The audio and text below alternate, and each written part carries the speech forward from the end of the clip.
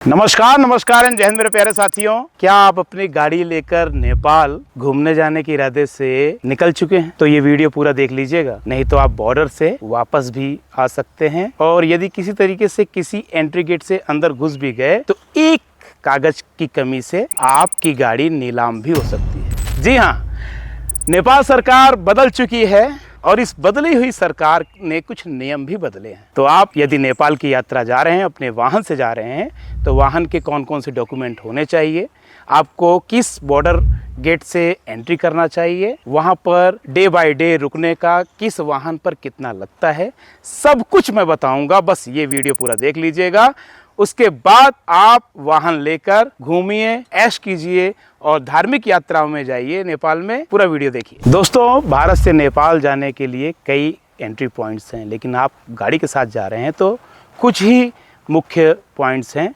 जहां पर भंसार कार्यालय या कस्टम ऑफिस है, वहां से आपको जाना है। दोस्तों, रक्सौल बीरगंज, रक्सौल बिहार और बीरगंज नेपाल का ये बॉर्डर सबसे बिजिएस्ट गेट है ये नेपाल का। इसे गेटवे ऑफ नेपाल भी कहा जाता है। और पटना कलकत्ता से अगर आप जाते हैं तो आपको ये लिए ये बेस्ट गेट है। दोस्तों, सोनौली उत्तर प्रदेश और बहरावा या बेलहिया नेपाल, ये एंट्री गेट भी बेस्ट है। अगर आपको लुम्बिनी पोखरा जाना है तो उसके लिए नज़दीक रास्ता है। और किसके लिए बेस्ट होगा? जो गोरखपुर से, वाराणसी से या लखनऊ से आ रहे हैं, उनके लिए करीब है। दोस्तों, पानी टंकी पश्चिम बंगाल का और ककरबिटा नेपाल का एक एंट्री गेट ये है, जो कि सिलीगुड़ी और दार्जिलिंग से आने के लिए बेस्ट है। साथियों, बनबसा उत्तराखंड का और गड्डा चौकी या महेंद्र नगर ये नेपाल का बॉर्डर, ये भी एक अच्छा है बॉर्डर है। दिल्ली से जाने वालों के लिए बेस्ट रूट है, जो दिल्ली से सफ़र कर रहे हैं उनके लिए बेस्ट रूट है। और उसके बाद महेंद्र हाईवे मिलता है, जो कि शानदार रोड आपको देगा। दोस्तों, रुपैदिहा उत्तर प्रदेश से नेपालगंज और जोगबनी बिहार से विराटनगर, एक ये भी रास्ता है, ये वैलिड है। हालांकि चलता कम है लेकिन वैलिड है। कस्टम ऑफिस या भंसार कार्यालय कहें तो सुबह 6 बजे से लेकर रात 10 बजे तक खुला रहता है। लेकिन अगर आप अंधेरा होने से पहले बॉर्डर पे पहुंच जाते हैं तो प्रोसेस होने में, चूँकि गाड़ी के साथ जा रहे हैं तो प्रोसेस होने में टाइम लगता है। कोशिश करें कि अंधेरा होने से पहले आप बॉर्डर गेट पे पहुंच जाएं। दोस्तों, बॉर्डर पर पहुंच गए हैं तो एक चेक लिस्ट ज़रूर अपने पास रखिए, क्या क्या डॉक्यूमेंट्स आपके होने चाहिए गाड़ी से संबंधित। तो सबसे पहले तो गाड़ी का रजिस्ट्रेशन सर्टिफिकेट होना चाहिए, ओरिजिनल होना चाहिए। ध्यान रखिएगा, जितने भी आप डॉक्यूमेंट्स लगा रहे हैं वो ओरिजिनल होना चाहिए। आपका डिजी लॉकर या जेरोक्स कॉपी वहाँ पर मान्य नहीं करते कभी कभी, ठीक है। तो आपके पास ओरिजिनल आरसी होनी चाहिए।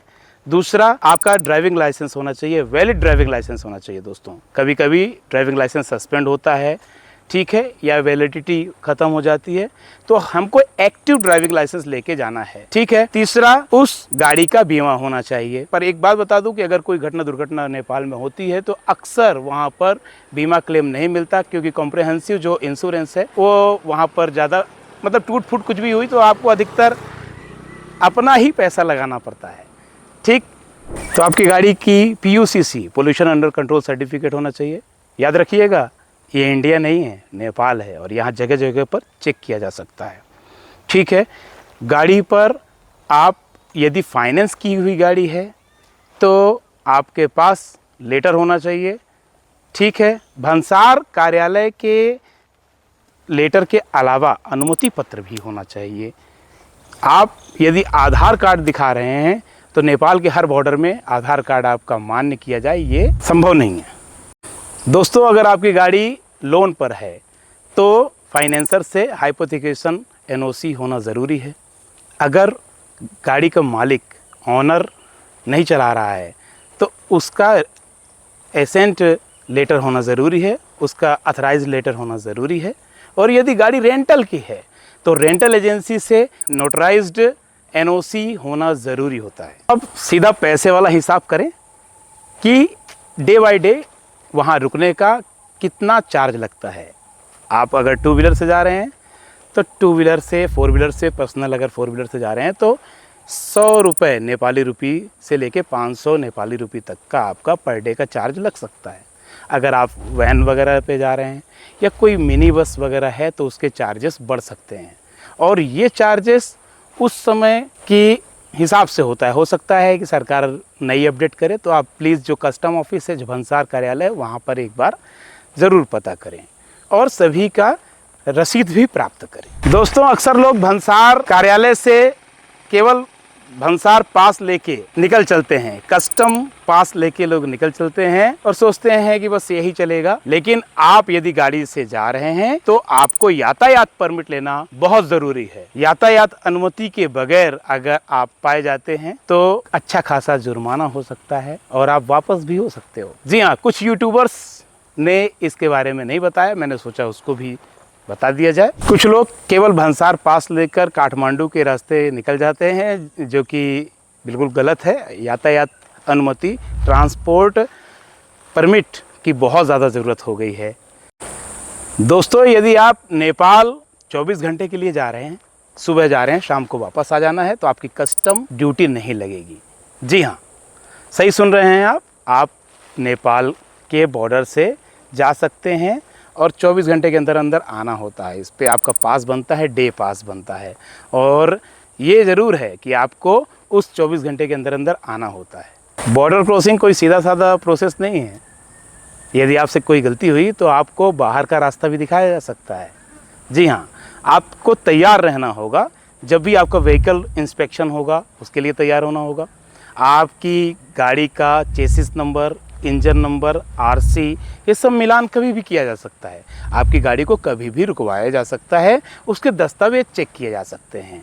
और यदि आप इनकार करते हैं या कोऑपरेट नहीं करते हैं तो आप ज़्यादा उलझनों में फंस सकते हैं। तो जब कभी भी आपकी गाड़ी को वहाँ नेपाल पुलिस द्वारा रोका जाए, तुरंत आप पूरा कोऑपरेट कीजिए। दोस्तों, एक बात तो आपको पता ही होगी कि एक कैलेंडर ईयर में, एक साल में आप 30 दिन से अधिक भारत देश के वाहन को नेपाल में नहीं रख सकते हैं। इस बात को समझते हैं?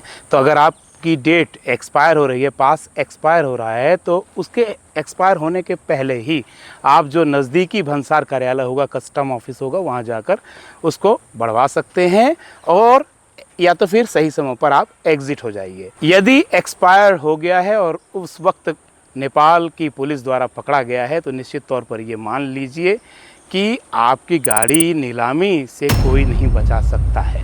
नेपाल में सरकार बदल गई है, तो क्या हो गया है? कुछ नया हो गया क्या? जी हाँ, नया हो गया है। आप सभी को पता होगा 27 मार्च 2026 को नेपाल सरकार बदल गई और बालेन शाह, जो कि काठमांडू के मेयर हुआ करते थे, राष्ट्रीय स्वतंत्र पार्टी के, उनको नेपाल का प्रधानमंत्री बनाया गया है।